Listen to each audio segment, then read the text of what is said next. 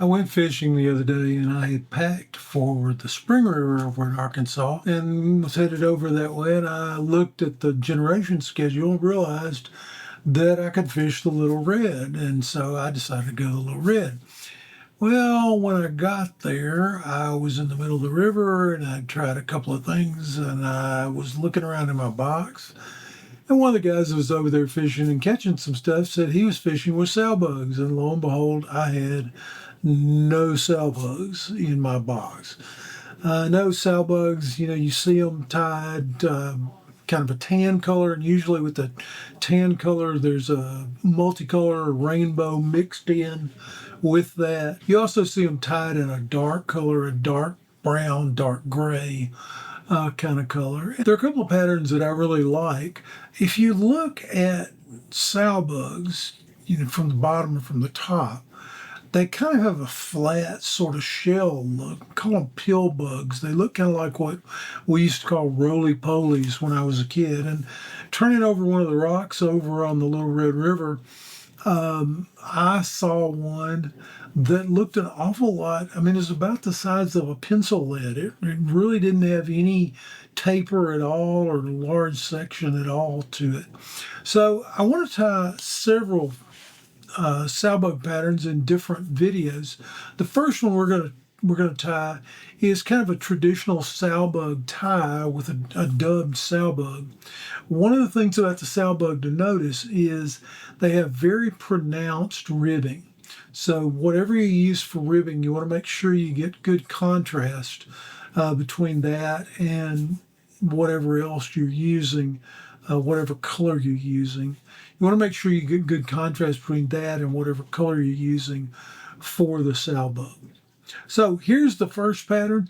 It imitates the flat shell, pretty well weighted, and uses a dark Sowbug dubbing. Another fly for your box from Father's Fly Shop. We're going to tie a version of a Sowbug here, and I've got several materials. I'm going to be using a brown 8/0 Simperfly Classic Wax thread.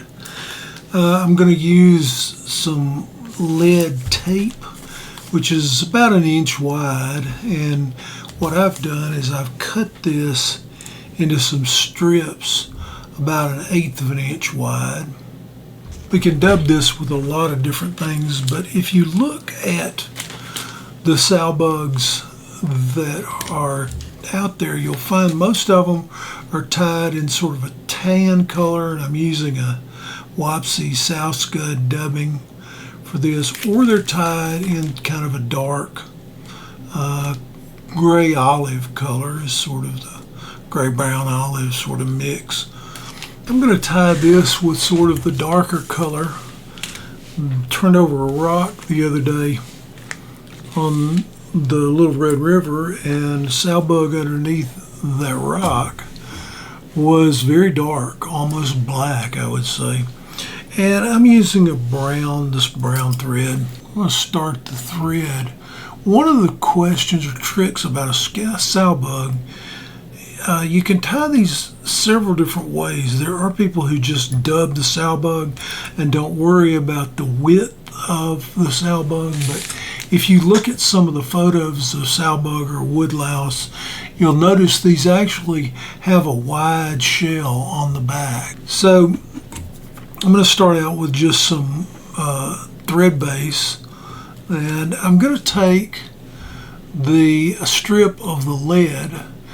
It's sticky on the back, so it's got a white cover on it, and I've cut it, but I'm going to take it and I'm going to just cut an angle at the top like that. And the reason that I'm going to do that is, even though it's sticky on the back, if you start trying to wrap this around, which is what we're going to do, it will rotate. And so I need to have something to anchor it down. That's also the reason that I'm covering the hook shank. Just going to press it down and take some wraps over that point and back up onto the lead. I need to secure this lead. It's just like round lead, it will break. And so I just want it, I'm not going to pull on it hard. I'm just going to wrap the lead around the shank until I get to the front. And if you feel like you need more weight, you can sort of work it around and come back to the back. And it's not going to be pretty. It's not going to be uniform at this point. You're going to see some breaks in it and such as that, because what we're going to do next is we're going to take a little pair of pliers. You don't have to use these. These are some I got a while ago. But these are great for this, and I'm just going to take them and smash the lead, flattening it out. That's all I want to do. So now I have a flat back for my Scud. I want to get some wraps just crisscrossed over it. It's not going to hold it in place. It will not keep it from turning. I haven't found a way to do that. But if I crisscross some wraps through the back, it'll give me at least something to hold it in place. All right, now that I've got that, I'm going to need a rib. And one of the things about a Sowbug is it's got a really pronounced rib on it. So whichever color you're going to use, you want to use something that stands out. And the one that I turned over that was under the rock had a really pronounced rib. And so I'm going to tie in a black 0.1 millimeter rib. This is a Semperfly wire. I'm going to take some wraps over it to get it secure.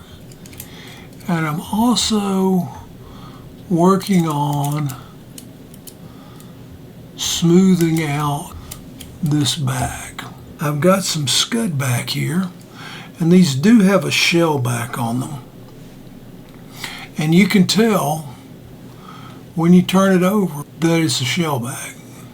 So this is just some clear 1/8 inch Scud Back. Cut it to a point, take a few wraps back over the point, make sure that's nice and secure. Okay, now we're going to take this darker material.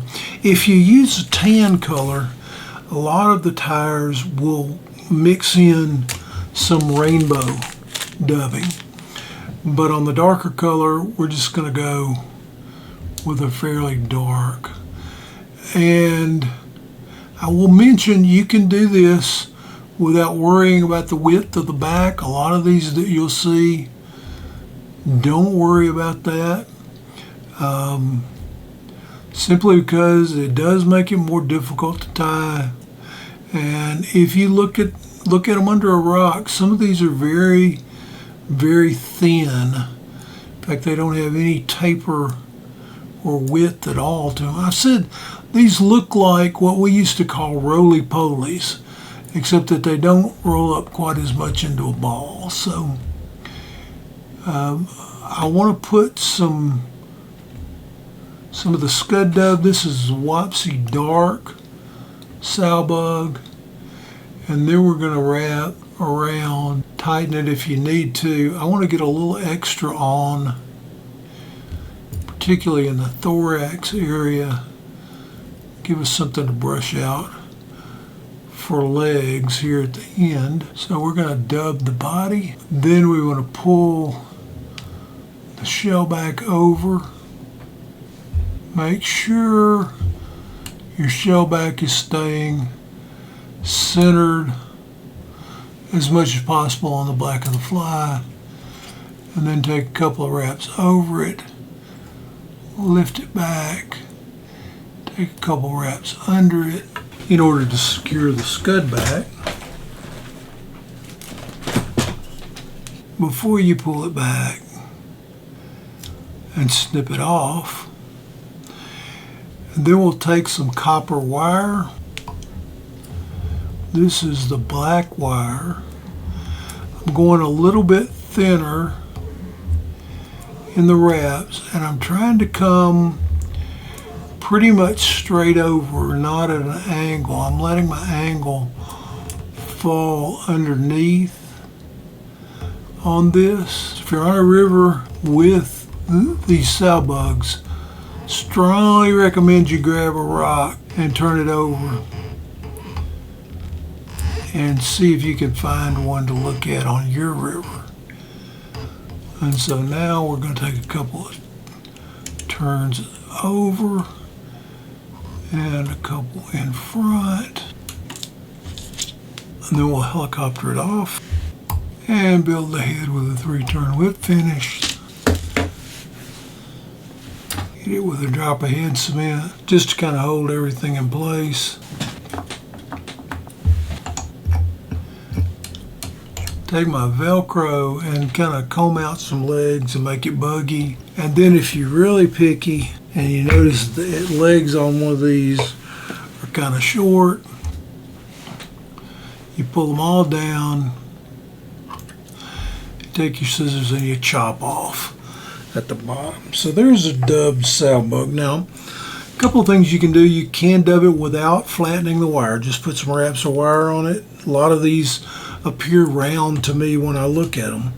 Second thing you can do is you can leave off the shell back, which I generally wouldn't, but you can. You can also tie this in tan, mix a little bit of rainbow dub in there. And that's our first Sowbug pattern. See you in the next video for more Sowbugs. Thank you for watching. Subscribe for all our videos and tight lines.